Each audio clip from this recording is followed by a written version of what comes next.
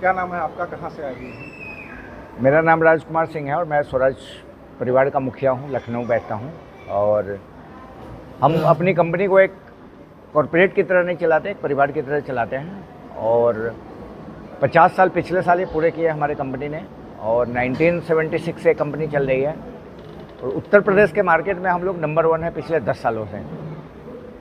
और ऐसा हम लोगों को लगा कि अभी काफ़ी अच्छा माहौल चल रहा है और जेठ का बड़ा मंगल भी होता जा रहा है। और अभी सैटरडे, शुक्रवार और शनिवार एकादशी का भी महापर्व था, निर्जला एकादशी, और आज शनिवार का हनुमान जी का जन्मोत्सव मनाया जा रहा है। तो हम लोगों ने ये किया कि एक भंडारा का आयोजन करते हैं और 24 घंटे का मानस पाठ करते हैं अयोध्या में चल के, कि जो हमारी 10 साल से निरंतर लीडरशिप चल रही है यूपी में, वो अगले आगे सालों साल तक चलती रहे।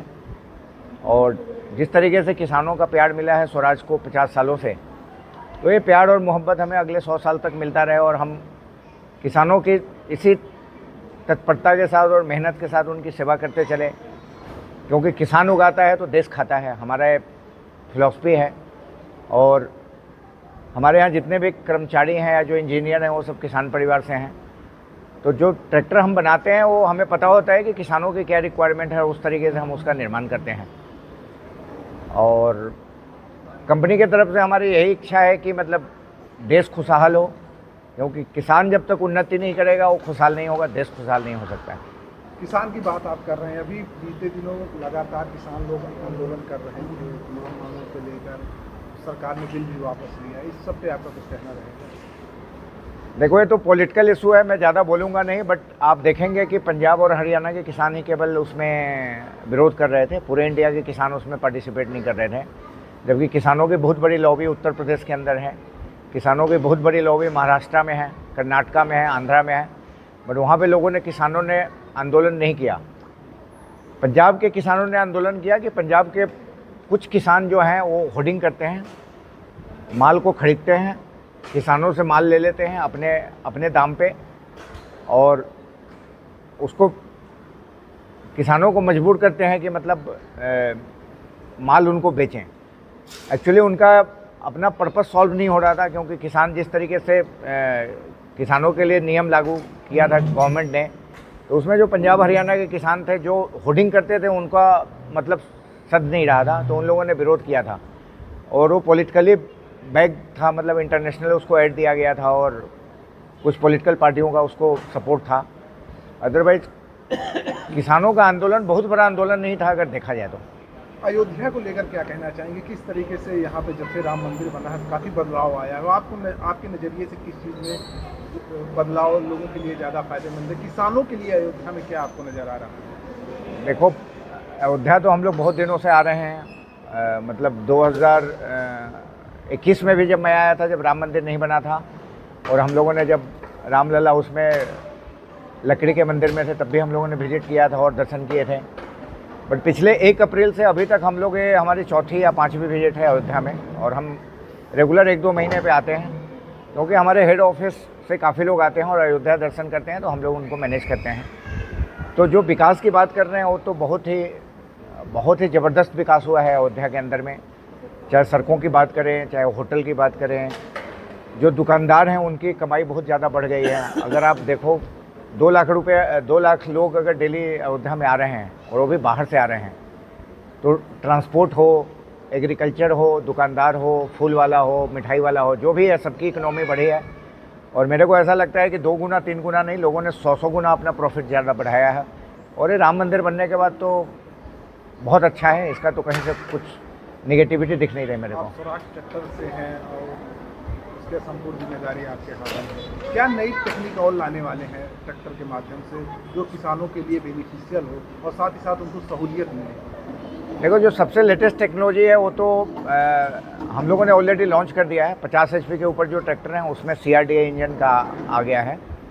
CRDA इंजन का मतलब है कि वो पोल्यूशन कम करेगा मार्केट में, यूरो टर्म्स में वो काफ़ी परिष्कृत है, मतलब उसमें कार्बन डाइऑक्साइड और नॉक्स जो पोल्यूशन के लिए होता है वो बहुत कम होता है।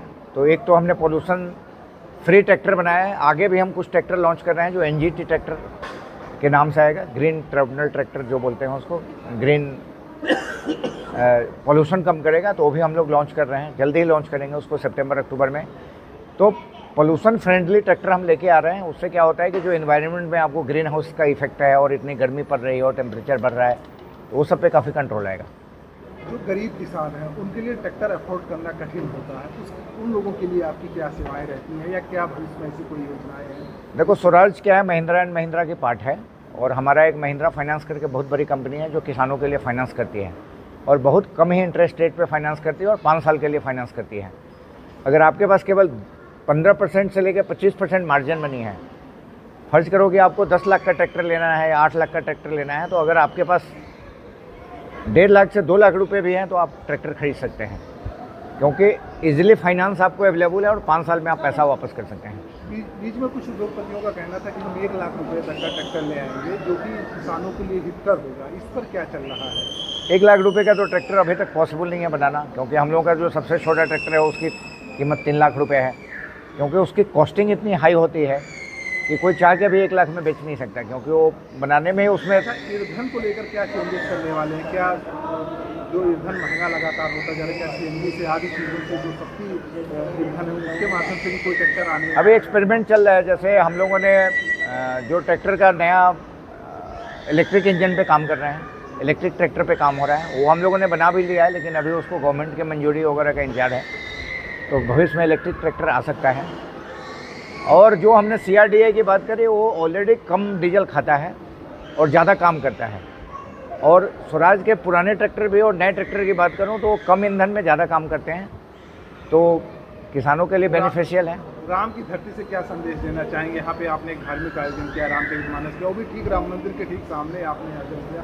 अभी राम दरबार की प्राण प्रतिष्ठा हुई है दिल्ली हुआ मार्ग, इस पर आपका क्या कुछ कहना है?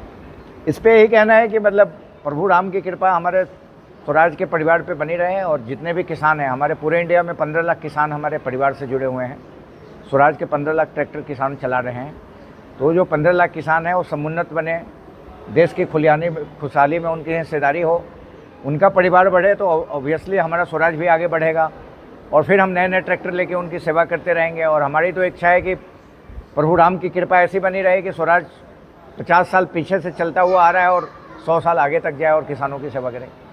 स्वराज ट्रैक्टर के अलावा भविष्य में और क्या योजनाएं जिससे आप रोजगार को सृजन करें और भी लोगों को इसके माध्यम से रोजगार देने का प्रयास किया है, जो कि भारत की प्रमुख समस्या है बेरोजगारी जो है, इसको दूर करने के लिए? क्योंकि आप लोग एक शीर्ष संस्थान में, लीड संस्थानों में से आते हैं, एक बड़ा एम्प्लॉयमेंट आप लोग के पास होता है और हमेशा चांसेस ज़्यादा होते हैं। अभी मैं बताऊं कि जैसे ट्रैक्टर के अलावा हम लोगों ने इम्प्लीमेंट का बिजनेस चालू किया है, जो ट्रैक्टर के साथ इम्प्लीमेंट लगता है। एक बहुत बड़ी प्लांट लगाई है जो हार्वेस्टर बनाती है, एक बहुत बड़ा प्लांट पीतमपुरा में MP में लगाया है जो इम्प्लीमेंट बनाती है, रोटावेटर की बनाती है, और भी बहुत सारे इम्प्लीमेंट बनाते हैं। तो जितने भी नए कारखाने हम लगा रहे हैं वहाँ पे इम्प्लॉयमेंट दे रहे हैं, फिर उसको बेचने के लिए फील्ड के बंदों का इम्प्लॉयमेंट दे रहे हैं, फिर उसके लिए डेमोन्स्ट्रेशन करना होता है तो उसके लिए बंदे अपॉइंट कर रहे हैं। तो इस तरीके से आप देखेंगे तो स्वराज के अंदर में लाखों लोग काम कर रहे हैं, और हम चूँकि एक्सपेंड कर रहे हैं और बढ़ा रहे हैं, और भी लोगों को रोज़गार देंगे, ऐसी हमारी योजना है। किसी का और नाम लेना चाहेंगे जो आपके साथ यहाँ पर धार्मिक कार्य? अभी तो कोई नहीं, हमारे साथ हमारे सबसे बड़े आचार्य हैं जिन्होंने इस पूरे यज्ञ को संपन्न कराया है, और हमारे ऑफिस में जो भी पूजा पाठ होता है उसमें आते हैं, और इनका काफ़ी हमारे ऊपर आशीर्वाद रहता है, हमारे परिवार के ऊपर रहता है। पूरे स्वराज परिवार हम लोग इनको बहुत मानते हैं, और इनकी हमेशा आशीर्वाद बनी रहती है हम लोगों के ऊपर।